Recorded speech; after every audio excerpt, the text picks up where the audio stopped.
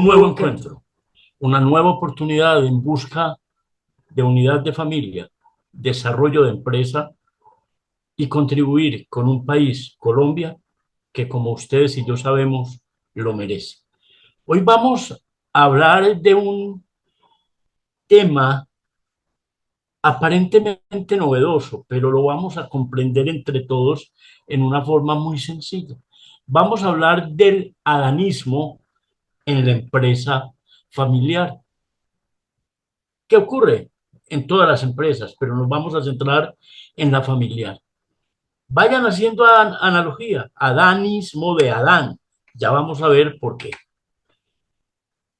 Y empecemos, si se quiere, un poco mmm, cáusticos en el análisis que ya ustedes y yo conocemos, pero vale la pena repetir. Las estadísticas a nivel mundial indican que tan solo el 30% de las empresas familiares pasan a la segunda generación, el 15% a la tercera generación y el 7% logra trascender a la cuarta generación. Las estadísticas ya las sabemos. Tengo que ratificarme que son ciertas, pero el reto de este espacio es que entre todos construyamos posibilidades reales para desafiar esas cifras. Las disputas y diferencias entre los miembros de la familia relacionados son la principal causa de la situación. Y realmente, una de las palabras y conceptos que más hemos hablado y tratado es el tema de la comunicación. La principal causa es la comunicación y algo que vale la pena que en uno de los encuentros los trabajemos única y exclusivamente es el ego, a manera de broma. Hay seres humanos que si se caen desde su propio ego, se matan, se descalabran. Y digamos que vale la pena hacer un poquito de historia. El gran líder de la industria automotriz alemana, Piech, Ferdinand Piech, de 78 años, renuncia a la presidencia de la junta directiva de la Volkswagen. La noticia le dio la vuelta al mundo. El mundo realmente, porque era el desenlace de una disputa con su primo Wolfgang, los dos nietos de Porsche. Fue el fundador de la famosa compañía. Y digamos, encabezan grupos familiares y dueños durante años. Y ese enfrentamiento por el control impacta la realidad de la empresa. Otra noticia registrada de una de las familias que dos de sus miembros se sacan, como decimos coloquialmente, los trapos al sol. Dos primos de la familia Rothschild, los banqueros más reputados de Inglaterra, se enfrentan por el uso de su apellido. Benjamín citó ante el Tribunal de París a su primo David por violar un acuerdo que databa de los años 20 que impedía utilizar este apellido para denominar una compañía. En Samsung, el emporio de la tecnología, los herederos llevan años agarrados literalmente por la distribución de acciones de algunas filiales de las compañías. No hay que ir muy lejos, pero vale la pena, por hacer un poco de academia, de traer estos ejemplos para ver cómo los conflictos de las empresas de familia son frecuentes. En Colombia, la Superintendencia de Sociedades intervino para su reorganización Almacenes YEP, una de las cadenas comerciales más tradicionales de Huila, fundada en los años 50 por Manuel Yepes Pérez, hermano de Luis Eduardo Yepes, el icónico fundador de los almacenes Ley. La junta directiva de YEP le pide la renuncia al gerente, primo hermano de Jesús Alirio Yepes, heredero del fundador, quien al tomar las riendas de la empresa afirmó que había perdido el foco del negocio y que había que recuperar. Famosísimo. El tema de los hermanos Guerrero de Servientrega es otro gran ejemplo. Desde hace varios años han sostenido diferentes conflictos que han llegado a temas jurídicos. Esto ratifica la realidad de algunas empresas de familia. Pero no obstante esa realidad, no podemos estigmatizar a las empresas de familia y la tenemos que continuar viendo como una alternativa real de desarrollo. No hay estadísticas sobre el comportamiento en Colombia que se asimila sin lugar a dudas a los parámetros internacionales. Algunas empresas colombianas están hoy en una etapa de transición para pasar de la primera a la segunda generación o de esta a la tercera.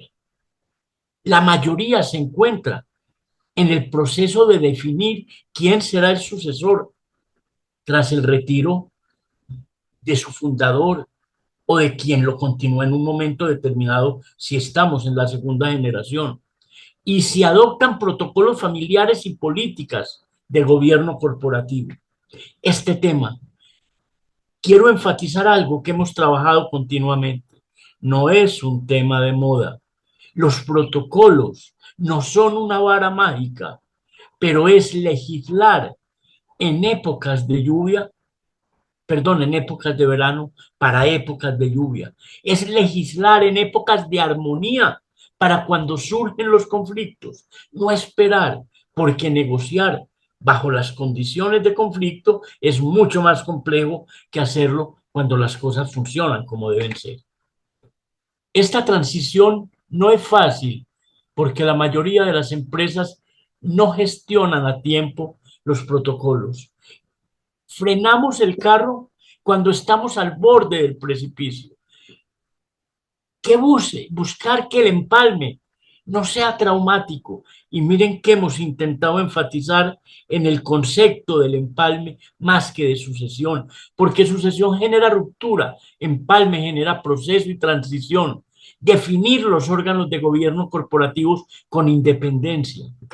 Una encuesta realizada por la Pricewaterhouse dice entre aproximadamente 2.400 empresas de familia de 40 países, revela que solo el 16% tiene un plan de empalme consensuado. En Antioquia hay una expresión, amigos, que a mí me aterroriza. Comillas, el de atrás que arree. Una expresión propia de la cultura de la arriería, pero una expresión irresponsable, porque también hemos dicho muchas veces, una empresa se construye en una vida y se destruye en un minuto. Las empresas no se revientan, se desangran. Gradualmente va llenando la gotica, la gotica, la gotica, que distorsiona la realidad organizacional. A otras les cuesta mucho soltar el poder. Según la Price, el 32% de las empresas familiares no quieren entregar el control a la siguiente generación. Un acto de miopía. Y no es entregar. Enamorémonos del concepto del empalme. Lo hablaremos tantas veces cuando sea necesario. En las pequeñas y medianas empresas, la situación es compleja. Investigaciones señalan que el 98% de las más de 150.000 empresas analizadas son de familia y menos del 10% poseen un protocolo. En el camino vamos arreglando las cargas. No nos compliquemos, simplifiquemos, pero ese exceso de simplicidad lleva a que proyectos y realidades maravillosos naufraguen. Cuando hablamos de adanismo, nos referimos a una de las causas reales para que esto que estamos hablando suceda. Y nos referimos a esa creencia que tienen algunos de ser una suerte de Adán en la empresa. Esa especie, esa primera especie humana, ese hombre primero, ese ser humano primero que está descubriendo el paraíso.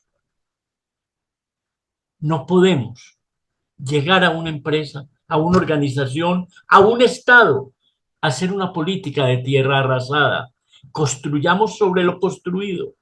mejoramos, pero usted no es el primero en llegar al paraíso, no es la primera en llegar al paraíso.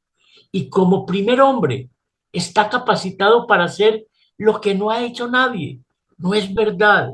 Si fuera así, las empresas a las que usted llegó no estarían donde está para probar que todo es solucionable, que tiene la clave, que tiene la barra mágica para descifrarlo todo, que nada puede frenar su felicidad. ¿Y esto cómo se traduce en las empresas? Se traduce en una desaparición de la empresa, porque hay una confrontación, amigos, entre la experiencia y la academia, entre experiencia también con academia y nuevos aires. Primero, usted no es el transformador del universo, usted forma parte de un grupo.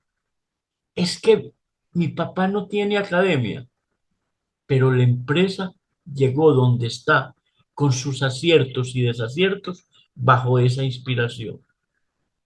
Creo que estamos viviendo unas generaciones merecedoras de todo.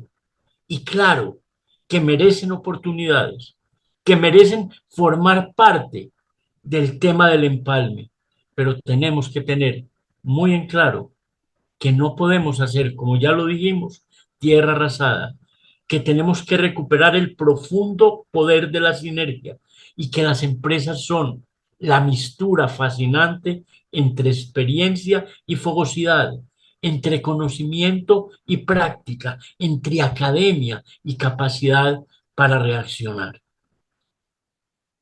¿Es usted un Adán? ¿Quiere borrar con la mano y con sus actos todo lo hecho? Haga un alto en el camino, valore, cuestione, pero entienda que también se han logrado cosas maravillosas. No olvide que nuestro objetivo es buscar unidad de familia, desarrollo de empresa y contribuir con Colombia. Creamos profundamente en Colombia. Nuestro correo electrónico, aurelioveles57 @gmail.com. Le repito, aurelioveles57 @gmail.com.